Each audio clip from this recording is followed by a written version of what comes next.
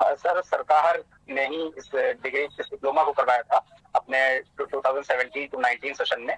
और इसको जब शुरू कराया था तब ये कहा गया था कि ये डिप्लोमा 2 साल का होगा और हर जगह पर इसका प्रचार और प्रसार इसी नाम से किया गया कि ये 2 साल का डिप्लोमा है। और जब इसमें हम लोगों ने एडमिशन ले लिया, अब जब देखिए सर ऐसा होता है कि नॉर्मल जो कैंडिडेट होता है, जैसे मैं हूँ या आप हैं या आपके परिवार के सदस्य होंगे या कोई भी जो इस वीडियो को देख रहे होंगे,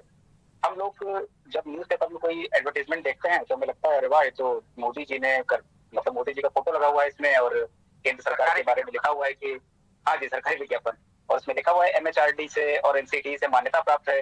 तो सभी को लगता है अरे वाह, ये तो बड़ी अच्छी बात है। भारत सरकार जब स्वयं कह रही है, अखबारों में छाप छाप के बात कह रही है कि ये डिप्लोमा 2 साल का है, तो जाहिर सी बात है सबको इस बात पर यकीन हो ही जाएगा।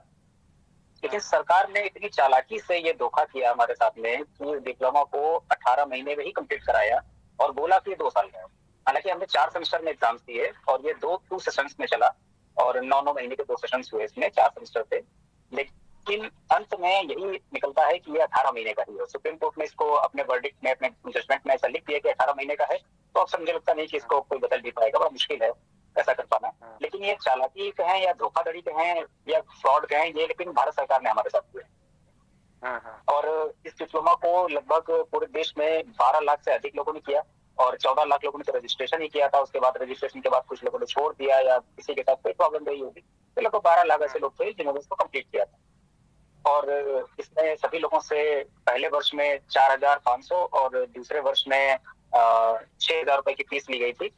और ऐसा करके सरकार ने 12 लाख स्टूडेंट से इतनी फीस ली, 10,500 रुपए के आसपास फीस ली। हाँ, दोनों साल में 10,500 फीस ली और 1,500 रुपए जो पहले साल में माफ किया गया था वो डीटीएच कंपनी को दिया गया, ताकि हम लोगों को घर बैठे जो है हम लोग डिश टीवी जो है उससे फ्री में टीवी में पढ़ाई कर सकते। अच्छा। और सरकार ने ये बोला कि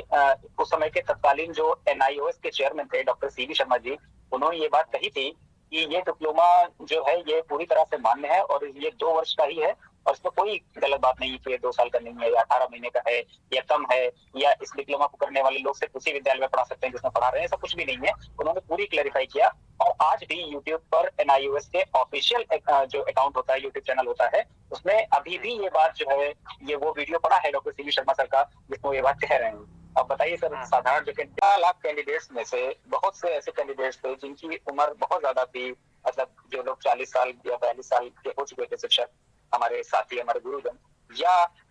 ऐसे लोग जिनकी एज कम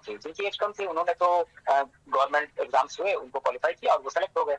वो तो सेलेक्ट हैं, इसलिए वो विरोध नहीं कर रहे। दूसरी बात यह है कि जो लोग जिनकी एज जो ओवर एज हो चुके हैं उनको इस मामले से ज्यादा कोई लेना देना नहीं है। तो वो कैंडिडेट्स जिनकी अभी एज है या जो लोग तैयारी कर रहे हैं परीक्षाओं की या तैयारी करते रहते हैं या क्वालिफाइड है, जिनका सिर्फ, जैसे मैं क्वालिफाइड हूँ, केंद्रीय विद्यालय का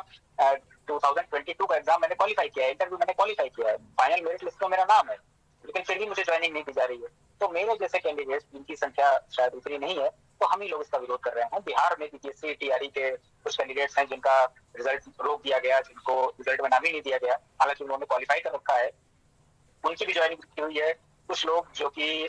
वेस्ट बंगाल में जिन्होंने पूरा एग्जाम रिक्रूटमेंट प्रोसेस पूरा कंप्लीट कर लिया, उनकी ज्वाइनिंग की हुई, उनका रिजल्ट रोक दिया गया। कुछ लोग जो असम में है उनका रिजल्ट रोक दिया गया, कुछ मणिपुर के लोग, कुछ पंजाब के लोग, कुछ उत्तराखंड के लोग, और मध्य प्रदेश की वैकेंसी उसका भी रिक्रूटमेंट पूरा प्रोसेस कंप्लीट है, बस ज्वाइनिंग लेटर रुका हुआ है।